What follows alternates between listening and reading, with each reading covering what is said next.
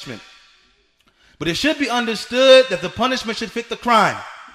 It should be understood that the punishment should fit the crime. And this is a means of being a deterrence, so that when other people see that if you go about in the earth harming people and robbing people and murdering people and the likes of these matters, that if you do these kinds of acts, then you forfeit your own life. And if people were to see this type of punishment being dished out, then they would be quite careful, as opposed to going about in the earth and causing this type of corruption and chaos. So that is the ruling of al-Islam with regards to that matter. The third matter that we want to discuss from this issue is the matter of drugs and drug dealing. As in many of these cases that we have found, there have been drugs that have been found on the person of these criminals. There have been drugs found upon their person. So what does Islam say with regards to this affair of drugs and intoxicants? Islam has prohibited intoxicants in the Quran and the authentic traditions of the Prophet, peace and blessings be upon him, because of its harm to the body, the mind, and society as a whole. And drugs are indeed a form of intoxicant. And it is incumbent upon every Muslim to refrain from drug abuse and drug trafficking. The noble scholar, or the noble companion of the Prophet Muhammad, peace and blessings be upon him, his name was Ibn Abbas. He mentions that the prohibition of intoxicants came for a very specific reason. He says it was revealed because of two tribes from amongst the Arabs. And what happened were these two tribes drank so much wine, so much intoxicants, that they became so drunk that they began to fight with one another.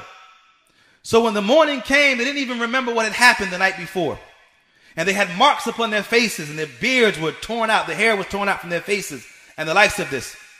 And when one of them saw what had happened to them, to their face, they would say, "My brother did this to me?" There was no brotherhood in his heart. If my brother did this to me, he didn't really feel that I was his brother. This is what they were saying. This is how they felt.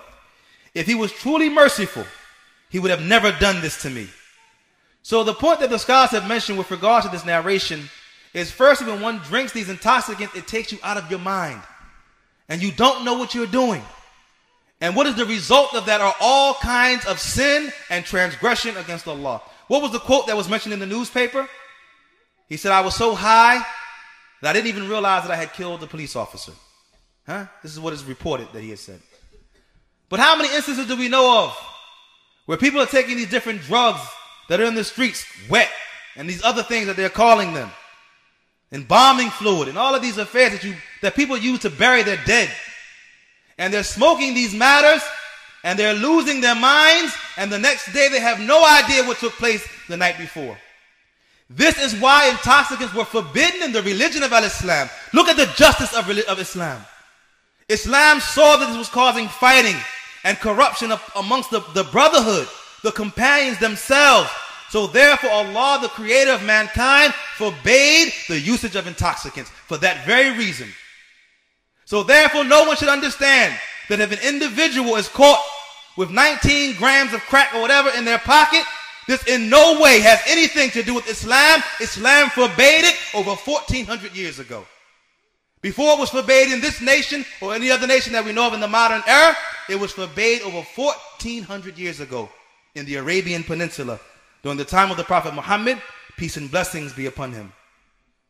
The noble scholar, Sheikh bin Baz, who was the Mufti of the Kingdom of Saudi Arabia, the one who gave religious verdicts in the Kingdom of Saudi Arabia, he was asked with regards to this affair. And it's very interesting that this author, this writer of this article, that he specifically tried to link Saudi Arabia to much of what is going on.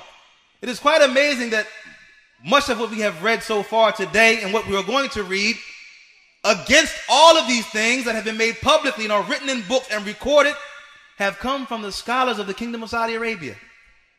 It's quite ironic that this individual claims that it is the scholars of Saudi Arabia that are the cause of the problem, when we are quoting statement after statement from these same scholars from the Kingdom of Saudi Arabia that are opposing and fighting against this evil and transgression in society. At any rate, the noble scholar Sheikh bin Baz, who used to give the religious verdicts in the Kingdom of Saudi Arabia, He was asked about someone who dies and he is fighting, and he dies fighting against the spread of drugs. An officer. Now, this question was asked about in the Kingdom of Saudi Arabia specifically, about an officer who dies fighting against the spread of drugs, drug trafficking.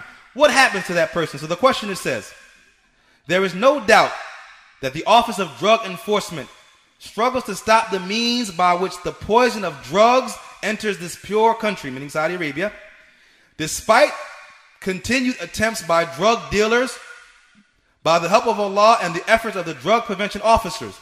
The attempts of the drug traffickers fail at every turn. My question to you, O honored Sheikh, if an officer is killed in a raid on a group of drug dealers, does he die a martyr? And what about those who help those officers to find the hideouts of drug dealers? What is their reward? So the Sheikh, he responds. He says, without a doubt, beyond a shadow of doubt, fighting intoxicants and drug trafficking is one of the greatest forms of striving in the path of Allah. I mean, what more can be said? I'll continue with the Sheikh's statement, but we could stop here.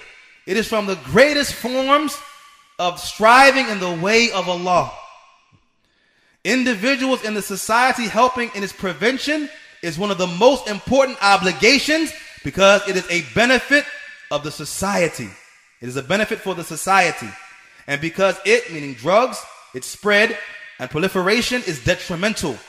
And if his intention was good, meaning this officer who fought against drugs and tried to stop drugs and he is killed, if his intention was good, he dies a martyr.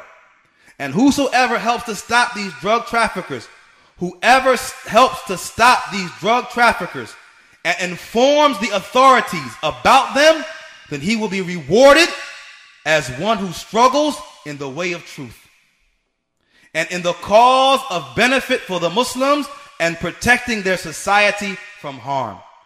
This is what Islam teaches us. This is what the scholars of Arabia teach us. This is what Sheikh bin Baz, who was a Salafi, this is what he taught us.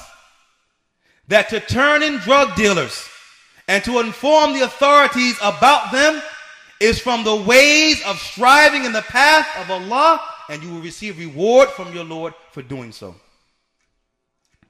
And then the Sheikh, he ends this statement by saying, so we ask Allah to guide those drug dealers and to protect them from the evil of their own selves, as well as the plots from Satan. We also ask Allah to help the agencies that fight the spread of drugs and to make them victorious over the party of Satan. Now the Sheikh is calling the drug dealers the party of Satan. And he is the best to ask. Allah is the best to ask for his help. I don't think there's anything clearer. When anyone wants to ask us with regards to Islam's position, with regards to drug dealing and drug trafficking, this is what you say to them is the position of Islam. The next issue that comes up in this matter is the issue of people wearing a Muslim woman's garb and clothing in the commission of crimes. As this took place, as we mentioned, from those individuals who robbed a bank and murdered one of the police officers in Philadelphia, that they were wearing the Islamic garb. So what is the Islamic ruling with regards to this? And does Islam condone and allow the likes of these actions?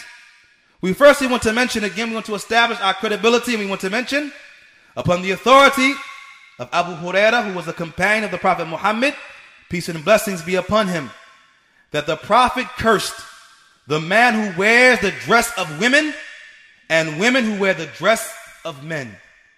So what Islam says about this action of theirs is that they were cursed in the beginning. When they first put on those clothes, they were cursed by our Prophet Muhammad, peace and blessings be upon him. Before the commission of the crime, before going into the bank, before carrying their weapons, at the time of placing that woman's garb upon their backs, they were cursed by our Prophet Muhammad, peace and blessings be upon him, or at the very least, they fall under the threat of this particular narration of our Prophet Muhammad, peace and blessings be upon him. In another authentic narration, where it mentions upon the authority of Abdullah ibn Amr, who again was a companion of the Prophet Muhammad, peace and blessings be upon him, where he said, I heard the Messenger of Allah say, He is not from us. The man who imitates